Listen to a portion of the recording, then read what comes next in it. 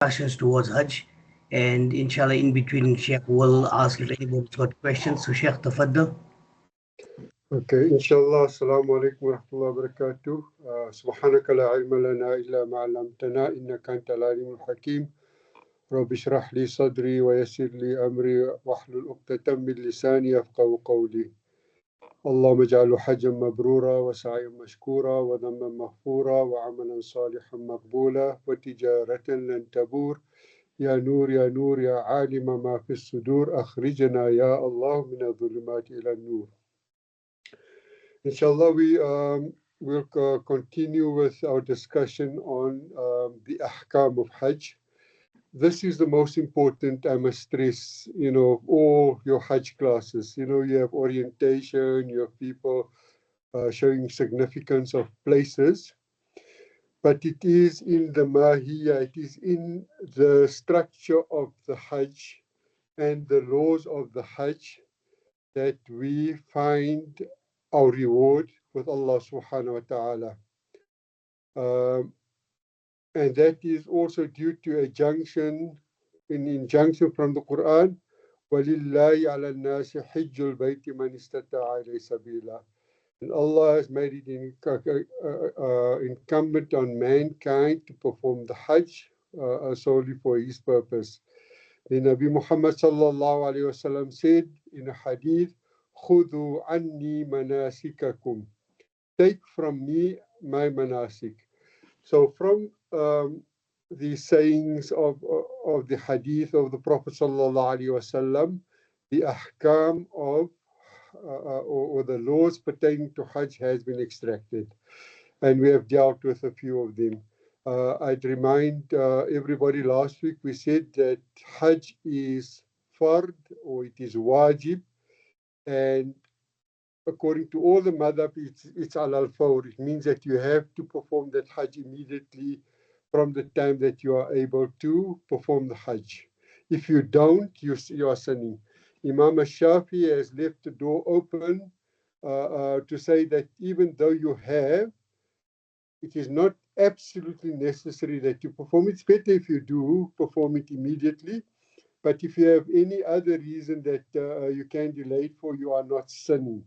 So at least the Ummah, because of that hukum, has a leeway that they are not sinning when it is delayed, especially because of this new system like the nusuk, and when they permit people to perform Hajj. Then performing Umrah in all four of the madhabs, it is sunnah according to Imam Malik and Imam Abu Hanifa. According to Imam Shafi and Imam Ahmad bin Hanbal, it is fard to perform Umrah. So it's absolutely necessary to perform Umrah. So why the difference? Imam Shafi reckons that you cannot enter Makkah except with Ihram. And when you enter Makkah into Ihram, it's either with Umrah or Hajj. So something that I might not have alluded to last week, that we put on ihram on from the miqat. So the miqats for Hajj is known. For any person that is called a afaqi, mean people of the horizon, meaning that you do not stay in the precincts of Makkah and surroundings. So from whichever direction you come, Nabi Muhammad sallallahu alaihi wasallam has placed 5 different places where you cannot proceed further than that or cannot cross that point, except that you have to read your niyyah for Hajj or Umrah, right? And this is called a miqat. So this is called a miqat of place, miqat makani. There's also called a miqat zamani. This miqat zamani oversees and over arc the miqat makani, the place. This is because if you get to a miqat, you have to ask yourself, what am I doing here? What do I want to do? Oh, I want to go to Makkah for Umrah. So it means that you cannot proceed beyond that place except that you place, say, a niyyah, nawaitul umrata lillahi ta'ala. وأحرمت بها لله تعالى. I intend to perform Umrah and I have entered into the state of Ihram for it. فَتَقَبَّلُوا مِنِّي, and then you can lengthen in the niyyah, and the books are full of that. So, but the least that you can must remember is that say the niyyah for Umrah, say the niyyah for Hajj. Ask yourself, what are you doing at that point, right? Nabi Sallallahu Alaihi Wasallam said in a hadith, هُنَّ لِأَهْلِهِنَّ وَلِمَنْ أَتَى إِلَيْهِنَّ. Those miqats that I have placed is for the people of those precincts, and whoever attains or enters into Makkah from those directions. So it means that entering into Ihram for Hajj or Umrah is a rukun in the Shafi madhab, and in the Hanafi madhab it is a shart, it is a condition. Your correctness of your Hajj depends that you read that niyyah. So something that I must alert to people, that although the niyyah is in the heart, you have to be able to at least say it to the extent that you can hear yourself. And while we're on the topic, there is no silent salah to read. Whether you're reading Isha, whether you're reading Asr, when you read Surah Fatiha and it is the silent in brackets salah, it means that you must read all the rukuns of the salah, like Surah Fatiha, the takbir, the tashahud. You have to read it to an extent that you can hear yourself. So, reading in your mind or reading in the heart does not count. It is a rukun qawliya. It means that you have to pronounce it. And the qadr, the measure of that is that you are able to hear yourself. Okay, so when it comes to the niyyah, again, the mahal or the place is the heart, but you have to read it to an extent that you can hear. Where does this come from? Imam Shafi said it is clearly in Hajj that we've heard that Nabi Muhammad sallallahu alaihi wasallam read the niyyah when entering into Ihram for Umrah and Hajj. He would say, Labbaik Allahul Umrata. So if we did not hear the Prophet read this niyyah, then people would assume that you can read this niyyah silent. So it is important to be able to read that niyyah so that everybody hear you. Okay, there's some people that wanted to enter, but they don't have access to some of the features of Sheikh Samir. If you can just check that notifications. Is there any questions on that from the audience?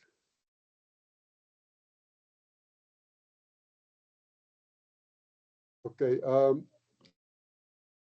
Do we have clarity on Qasr Salah and Jam Salah?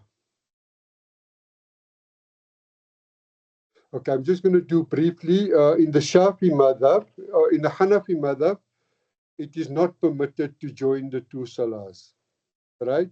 In the Shafi madhab, when you are traveling and when you are sick and when there is rain, you are able to join two fard salahs, meaning the salahs of the afternoon, Dhuhr and Asr.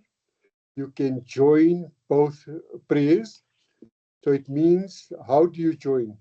Firstly, you shorten Dhuhr to 2 raka'ahs. You shorten Asr to 2 raka'ahs, and you perform Asr then in the waqt of Dhuhr, or you can delay Dhuhr to the waqt of Isha. The one is called Jam Taqdeem. Don't worry about the terms. Taqdeem just means bringing Asr forward. Ta'khir would mean taking Dhuhr behind.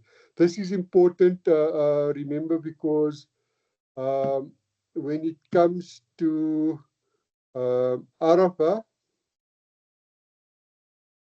you are going to have aspects of this Jam Salah that you have to perform, right?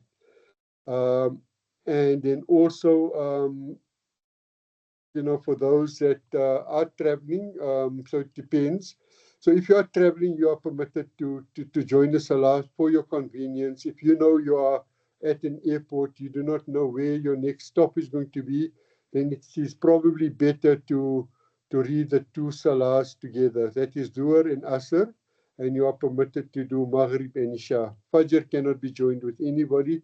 Fajr is performed in its waqt, exactly in the way that it is. So that is briefly on salah during traveling, right? And some aspects of that comes through in Hajj. So the next aspect is in Ihram, right? Ihram, we said for Ihram from the Miqat, it is wajib, and there's consensus over all four madhabs that you have to have Ihram on at the Miqat when you're crossing it and going to Makkah to perform either Umrah or Hajj. Should you not do that, you would incur a dam. You would have to sacrifice a sheep to correct so that you get the full rewards of that Umrah or that Hajj. Right? Some aspects of the Ihram, it is Sunnah. Example, to perform ghusl for Ihram is Sunnah on all accounts through all the madhaib. So prior to perform entering into Ihram, make a ghusl. The intention is for the entrance into Ihram. Then also, before entering into Ihram, you are able to use perfume, right? To the extent that when you put on your Ihram, that perfume does not rub show onto the Ihram. So you don't put the amount of perfume on, and when you put the Ihram on, it makes oil blots on the Ihram. That will be makruh. If the perfume of the Ihram goes without any signs, that is fine. There's no problem with that. But from the time that you enter Ihram and you have crossed the Miqat, you are not allowed to use perfume after that. Also avoid any foods that have perfumed flavors. So eat very blandly. Sometimes you drink cold drinks that have flavors and smells and all of that. All of that is makruh when you are in Ihram. What you have stated that when you enter into Ihram, you can perform 2 sunnah raka'ats of tawaf, of entrance into Ihram. This is across the madhab accepted, except in the Hanafi madhab. After entering into Ihram, it is wajib to read the talbiyah. Your niyyah for Umrah or Hajj or entering into Ihram will not be correct without reading the talbiyah. So the talbiyah is considered sunnah by everybody else, but it is one of the shi'ar of a person in a form of nusuk, either Hajj or Umrah, that you read the talbiyah, right? Then after entering into reading the niyyah for Ihram, we'll probably get close to the Haram Sharif. So I will ask everybody that if it is your first time, and those that for the second or third time, whenever you go for Hajj, when you enter into the Haram Sharif, only look at the steps that you place your foot in. So where's your right foot going to be? Look at that spot. Where's your left foot going to be? And walk until you get close to a position where you are now able to, when you look up, you will see the Kaaba Sharif. At that point, you will stop. The minute you look up and glance to Haram Sharif, that is a moment where your dua is accepted. It is a place where the dua is mustajab. Pause, make a dua. You know, whether you're going to read a dua in Arabic, whether you're going to read it in English, ask your most incessant need at that particular time. And if you do a combination of Arabic and English so that it can include your incessant needs, that would probably be better.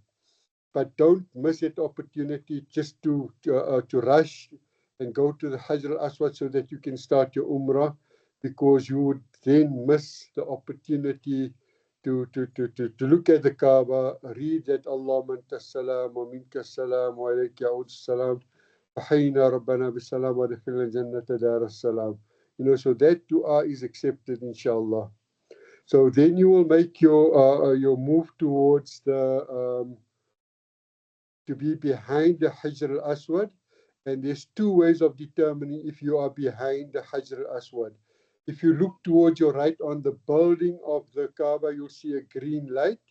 Make sure that you are behind that. If you look on the Tawaf floor, you will see that there is a black tile that extends from the Hajar al-Aswad. It's thinner than the other tiles, and it extends right to that green light. Make sure that when you start your tawaf, you are behind this. So to read the niyyah of tawaf is, in the Hanafi madhab, is a condition of correctness. It is wajib in the Malik, and it's only sunnah in the, so you will say, nawaitu tawaf lillahi ta'ala. If it's tawaf al-umrah, you say tawaf al-umrah. The other tawafs, you know, you can also mention. Right, then to walk around the Kaaba, you will start from behind the Hajar al-Aswad, and you will end again at the Hajar al-Aswad. So if you are not sure on the amount of shots that you have or rounds that you've gone around the Kaaba, build on the least that you are sure of.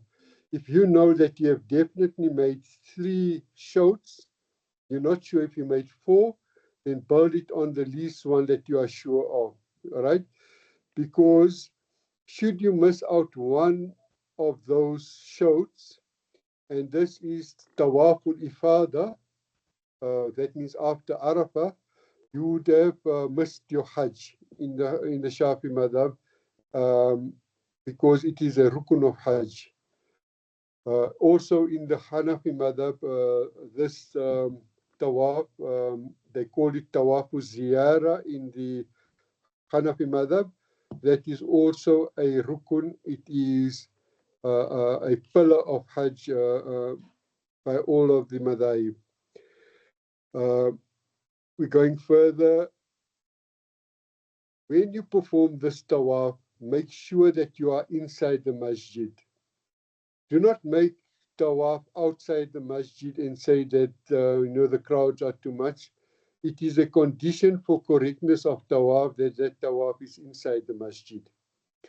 Also, that the time spent to continue the tawaf, there must be continuation between the tawaf. You mustn't make one shot in the morning, 1 in the afternoon, 2 at night, and complete 7 in that way. It will also not be deemed to be correct. So there has to be continuation.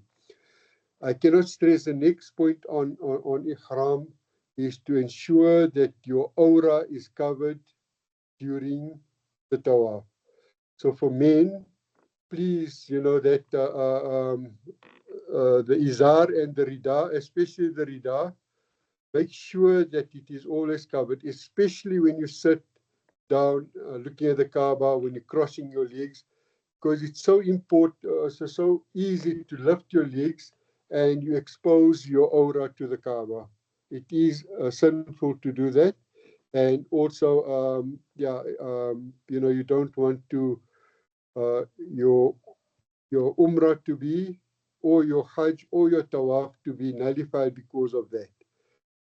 So the 2 raka'ahs of tawaf after you completed 7 shouts, it is a rukun when you perform umrah, you have to perform it.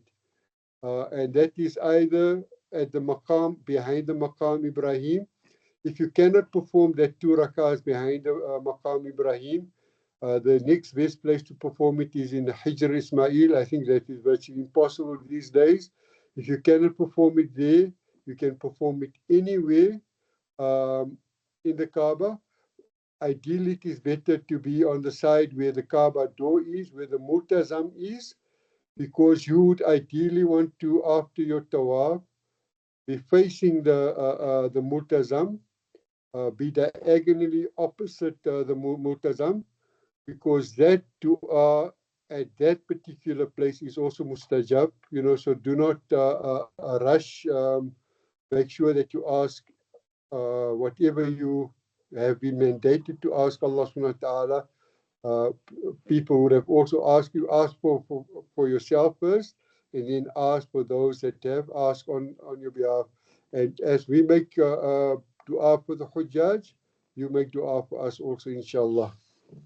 So after that, the Haji would then go through towards the Bi'r Zamzam, the well of Zamzam, and it is covered fairly now, but you go toward the water bottles, drink the water, face the Qibla, stand when you drink the water, and make the dua that Allahumma inna nas'aluka ilman nafi'ah. Oh Allah, we ask you beneficial knowledge, wa shifa'an min kulli da, and shifa from each and every ailment. Right, then you proceed to Safa and Marwa. It is sunnah when you start at Safa Marwa, direct yourself to the Kaaba and take a moment of silence to make dua while you are facing to the Kaaba. Don't rush into trying to finish and then you can start with reading the ayah in the Quran. Try and memorize it because it will be important. You start with Nabi Sallallahu Alaihi Wasallam said, start from where Allah subhanahu wa ta'ala started in the Quran. Inna safa wal marwata min sha'airillah faman hajja al-bayta aw i'tamara fala junaha alayhi an yattawafa bihima faman tatawwa khairan fa inna Allah shakirun alim.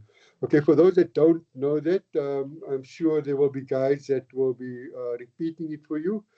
But by the plenty times that you will be doing umrahs and performing sa'i, you will be able to memorize that ayah. You will always read that ayah at the start of Safa when you look towards the Kaaba.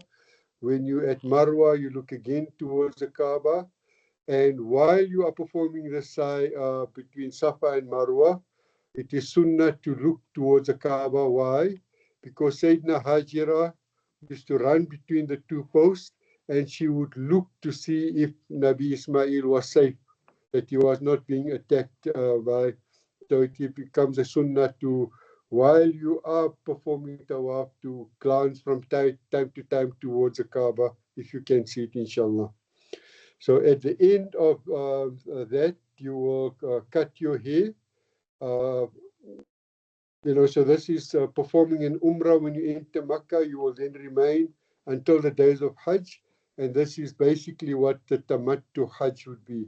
So when you cut your hair for umrah, I'm going to ask the males not to shave your hair, although it is sunnah.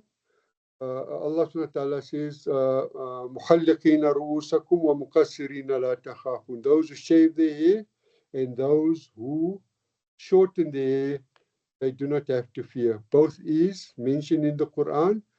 It is probably better to shave.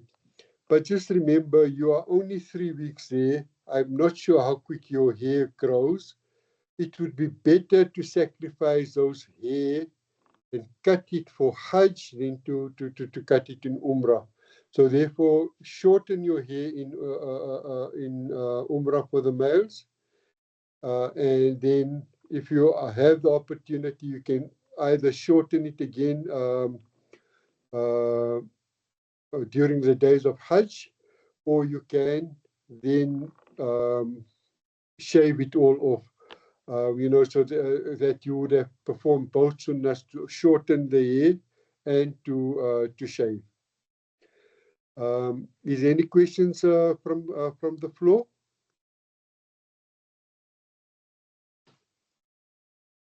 Okay.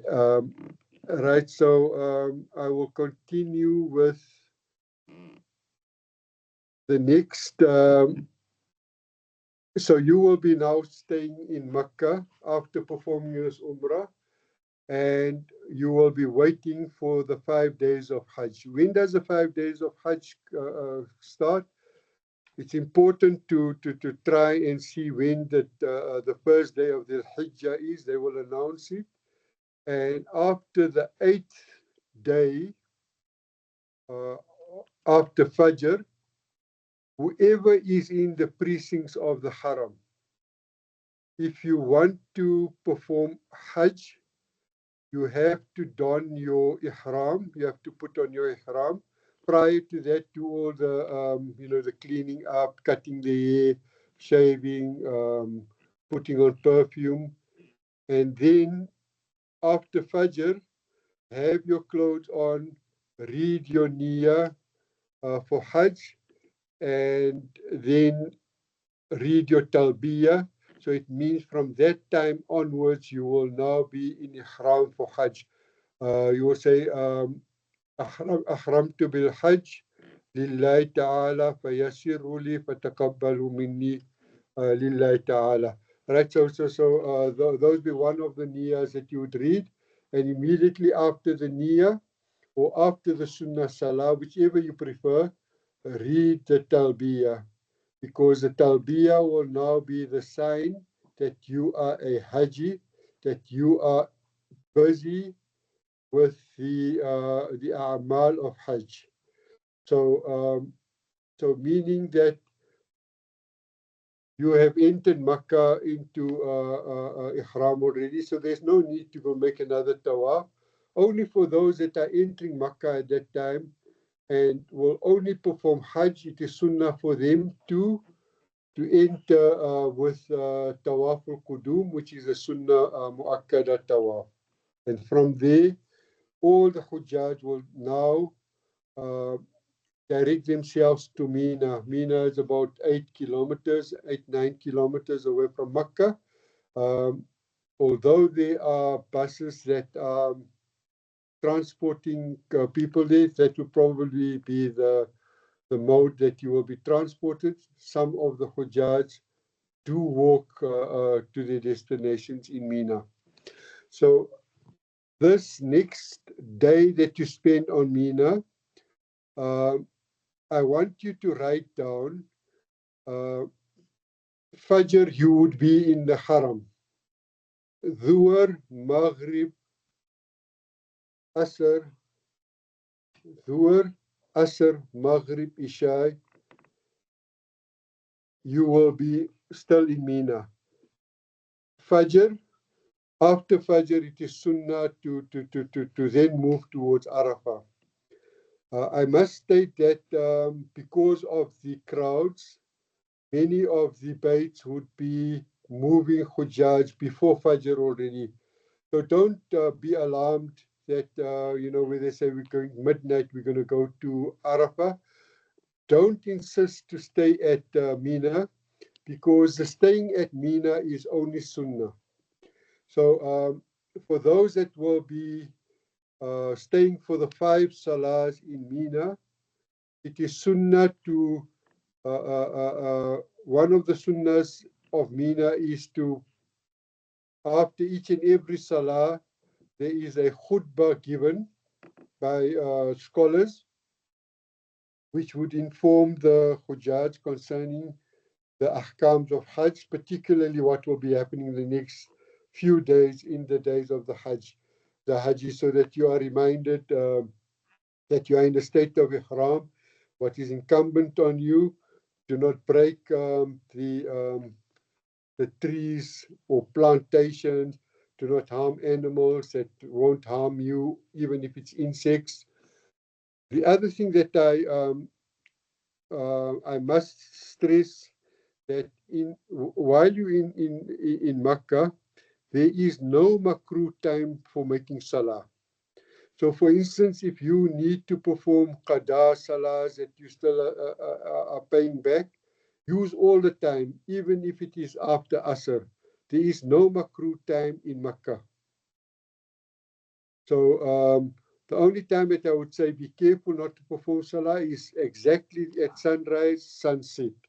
There's no consideration for zawal, because if it was a prohibition, the Prophet ﷺ would have stopped tawaf, because he says tawaf is like salah, except that Allah subhanahu wa ta'ala has permitted you to talk in the tawaf. So take off the opportunity. Don't deprive any time that you have available to indulge yourself in ibadat.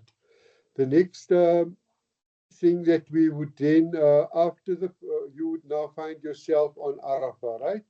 So the wukuf at Arafah is a rukun by all of the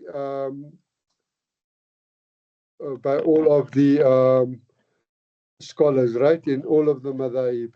So as I stated before, it is after zawal on the day of Arafah until past Maghrib, and some of the madhaib continue that you could actually stay on Arafah right until Fajr the following morning.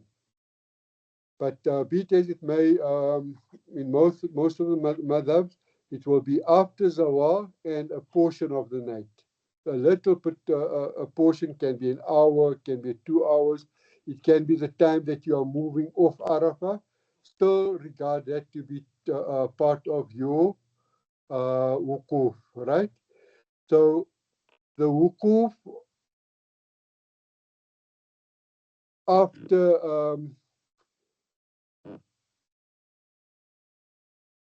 okay, so as I said, the wukuf after Maghrib would be sunnah, according to the Shafi madhab and in the Hanafi madhab, and it is wajib after zawal. Then from there, this is going to be your most important day, right? Please prepare yourself for Arafah. Make sure that you have your own water. Yes, they will have water as OTR, whatever they promise, but you can never bank on that. If your life depends on water, then make sure that you have water for yourself. Don't depend on anybody else, and have minimum things that you would need to eat, whether it is fruit, whether it is dried fruit. You would know what sustains you when you need energy. Have that with you.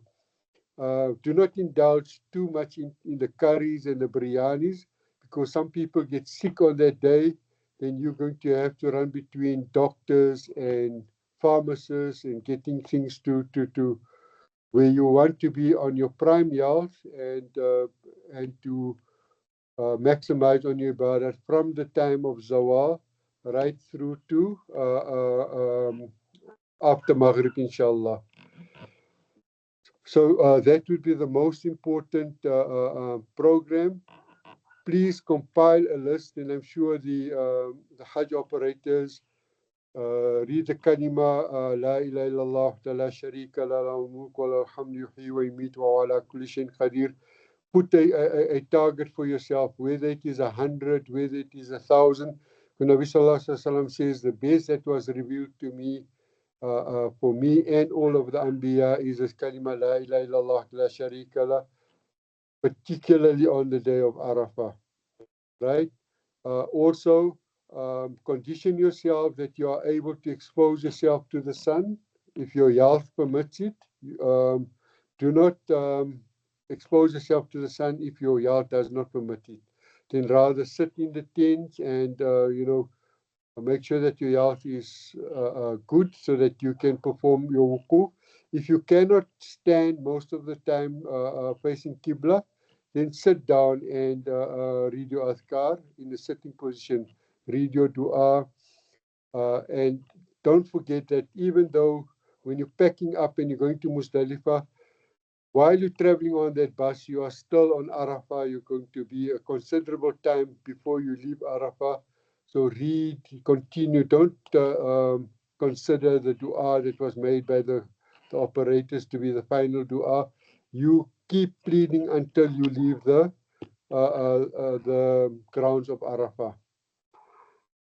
Then, when we enter into Muzdalifah, there are two aspects of Muzdalifah, wuquf at Muzdalifah.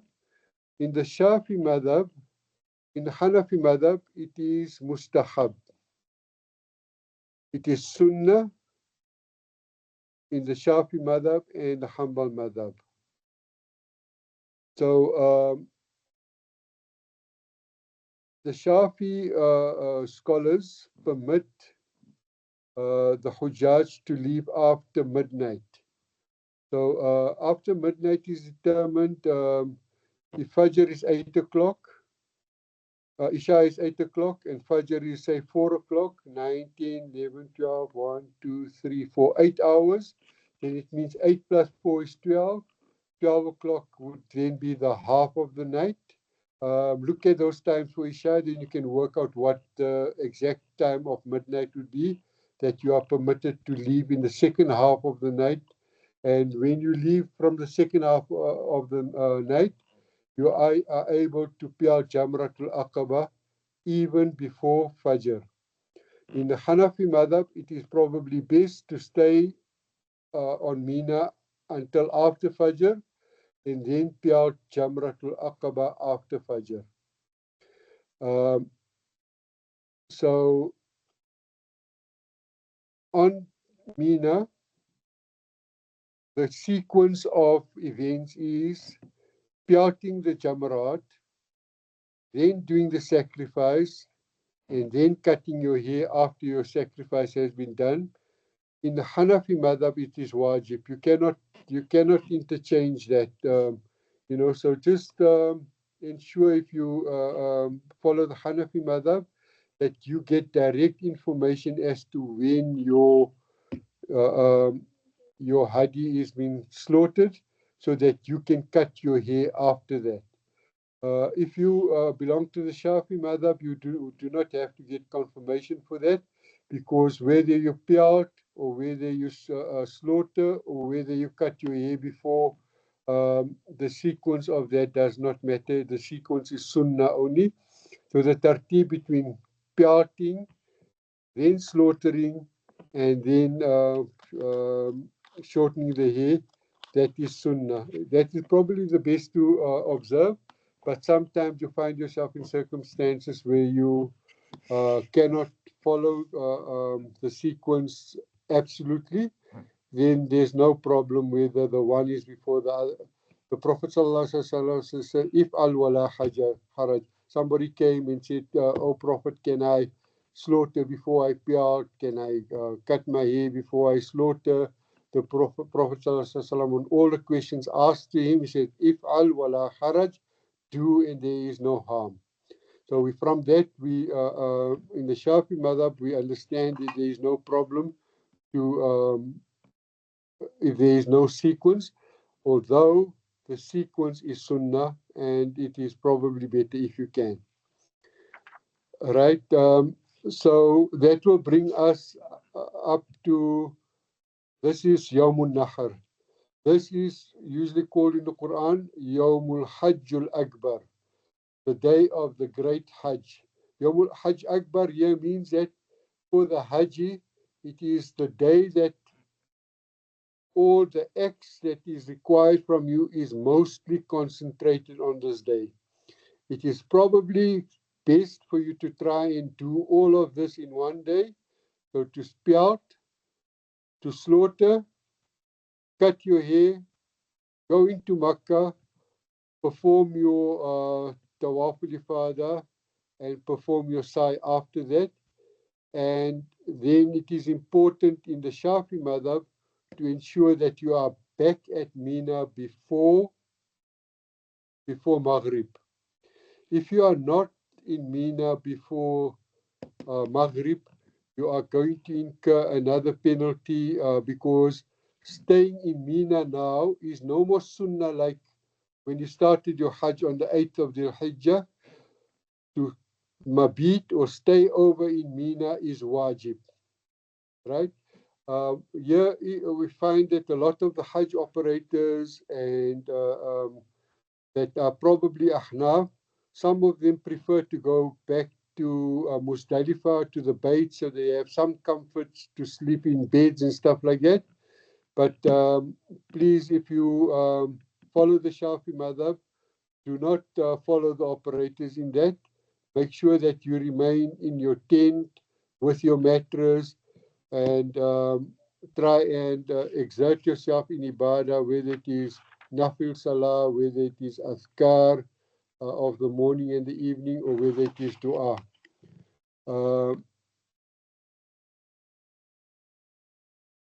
Okay, so in the Hanafi madhab, it is wajib to perform tawaful ifada on during the ayam and nahar. So the days that you are allowed to slaughter, so it means the day of Eid and the 3 days after that. It is wajib to make sure that you perform tawaf al-ifada during that time. According to the Shafi madhab, it is sunnah to perform that tawaf al-ifada on the day of Eid. Therefore, I've said that after pelting the Jamarat, make yourself your way through to Makkah so that you can perform your tawaf al-ifada and your sa'i after that, and make sure that you are back in Maghrib before Maghrib, right?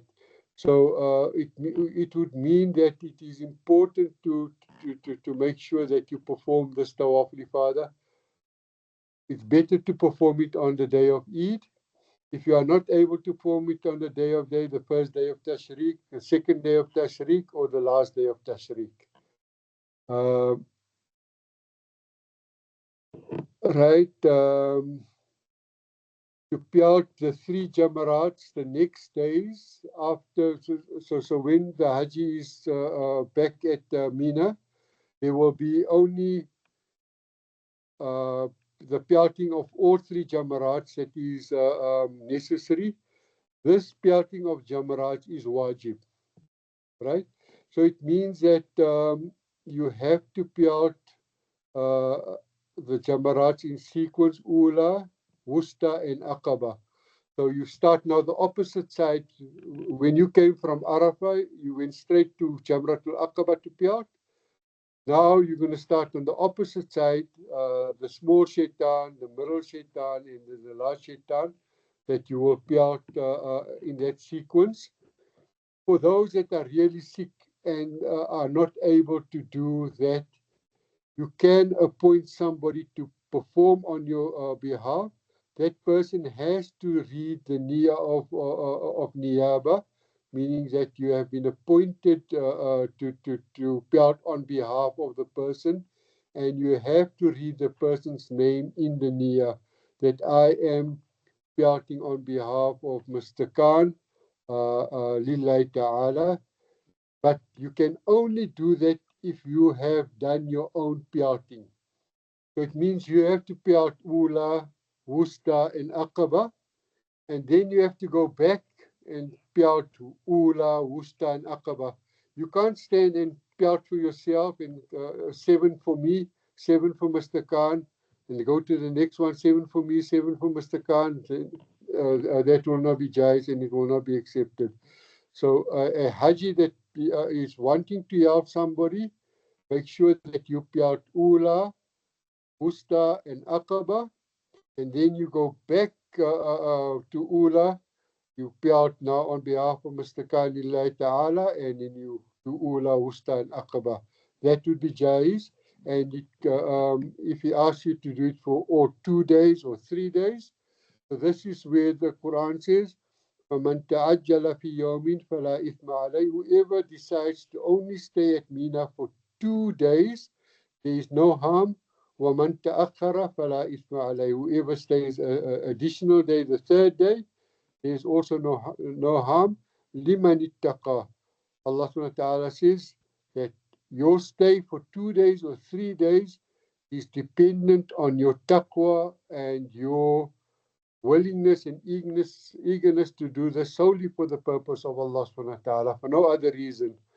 No, you're not staying because your friend is staying behind, he's staying 3 days. Avoid anything from the dunya and do everything only for Allah subhanahu wa ta'ala.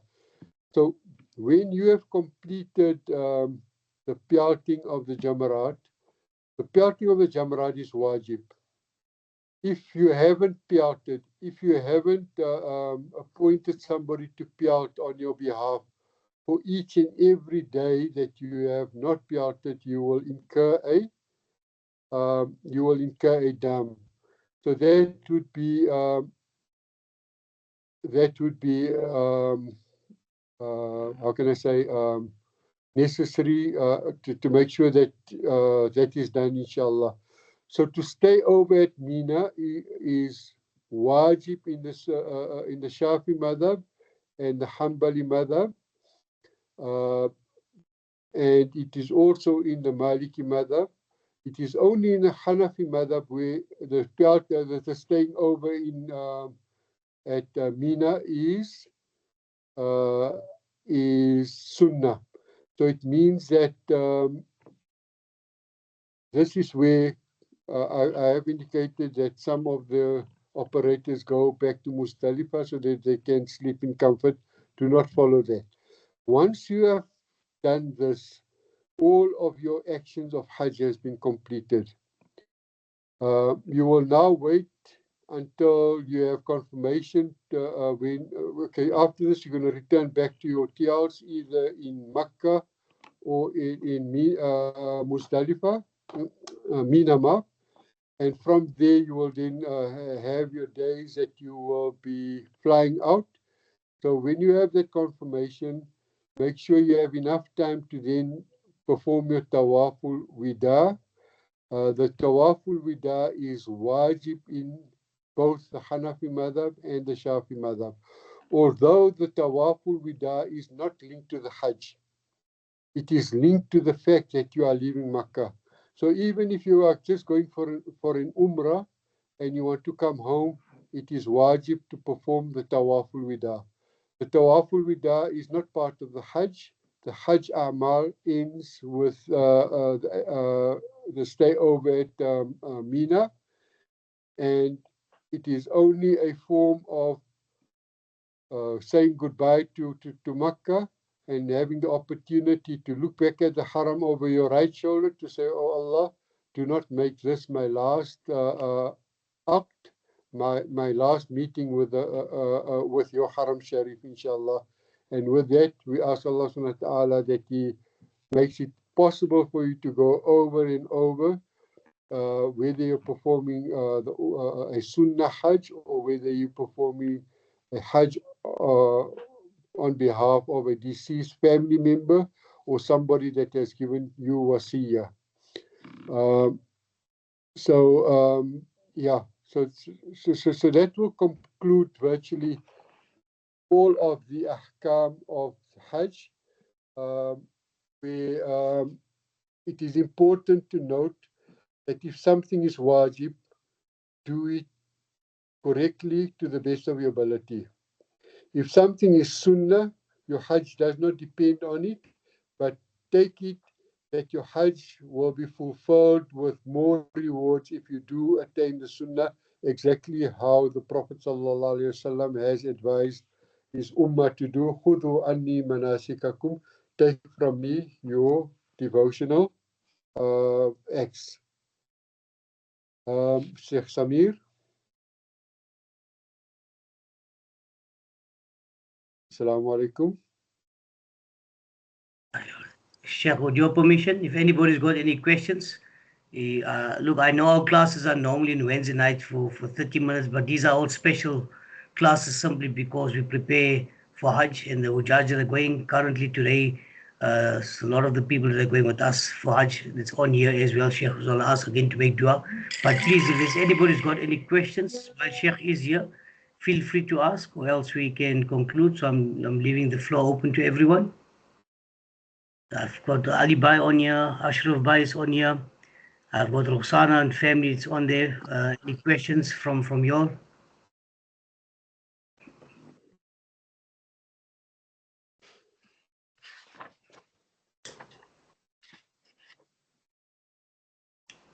Latifa, anything from your side? Is there anything to do with traveling, salah of a traveler? When are you permitted to shorten your prayers? When are you permitted to shorten and combine your prayers? Yeah, so that really depends on various factors, but the permissibility of that is enshrined in the Sharia. So you'll find that if you are following Salah in, say for instance, in Mina on the days of on the 8th of Dhul Hijjah, you will find that the Imam will only shorten his prayers. Asr will be 2 raka'ahs. Isha will be 2 raka'ahs. Zuhr will be 2 raka'ahs. That is because in the Hanbali madhab, they consider the shortening of the prayers as part of the Hajj. In the Shafi madhab, you're permitted to shorten only on the assumption that you have traveled prior to you getting to Mina, and that you are still considered as a musafir in the status. If your status of musafir has fallen, then you are not permitted to shorten the prayers. Then you will read the prayers completely as anybody else.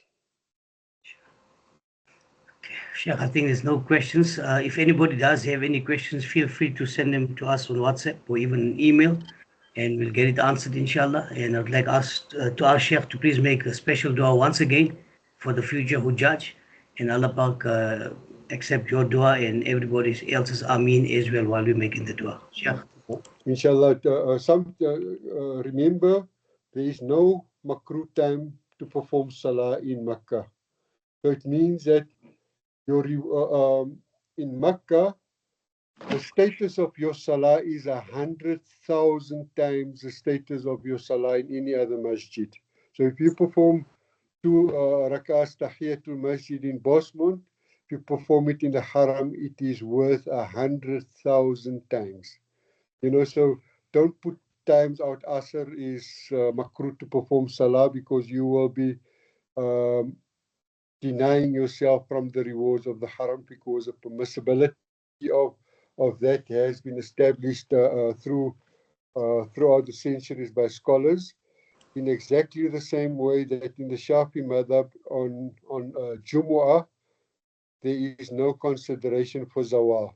So if you enter into the masjid in Jumu'ah and it's zawal time, don't look for the time of look for the light, so that you don't have to perform salah. You perform salah even if it is zawal, and that is a ruling in the Shafi madhab. That is because the day is greater than the prohibition. Scholars say that you are in the haram of Allah subhanahu wa ta'ala. The place that you are and the time that you are is greater than the prohibition, that other musallis have been prohibited to perform salah wherever they are, except in the haram of Allah subhanahu wa ta'ala.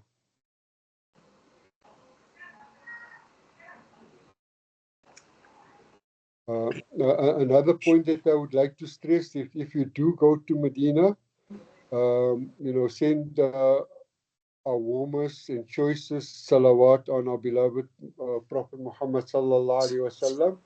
And the day that you leave Medina, it is sunnah to perform 2 raka'ahs of salah, even if it is in the waqt of Asr.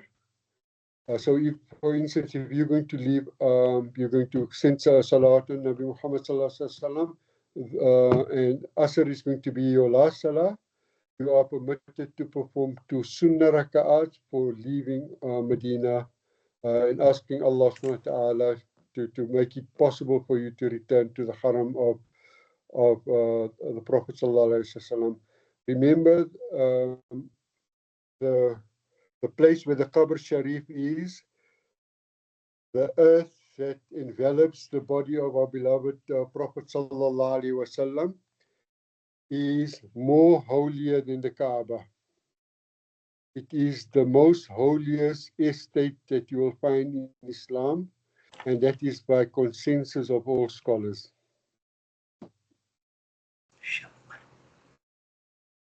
It is even greater and more holier than the Arsh of Allah subhanahu wa ta'ala.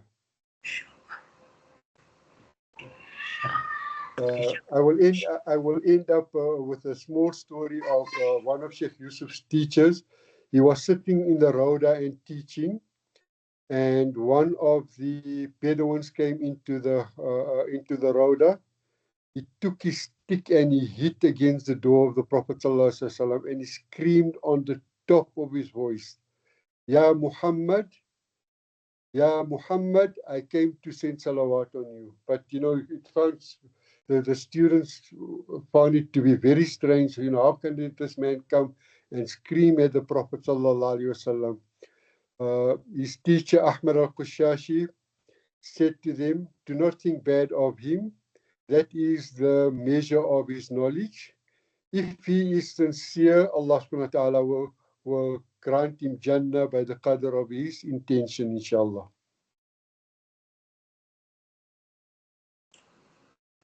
Okay, Sheikh, shukran jazilan once again for making yourself available. And we have a visitor here who says he's making dua for everybody to go for Hajj, inshallah. Isa, future leader, inshallah, for the Hujjaj, Ameen. So, Sheikh, once again, jazakallah to you, and jazakallah to the participants, and to all our brothers and sisters who are going for Hajj. Allah Pak bless you with strength, with health, and in barakah and afia in every action, every amal that you make. Ameen. Ya Rabbal Alameen. Assalamu alaikum wa rahmatullahi ta'ala wa barakatuh. Wa alaikum assalam wa barakatuh. And Allah subhanahu wa ta'ala accept and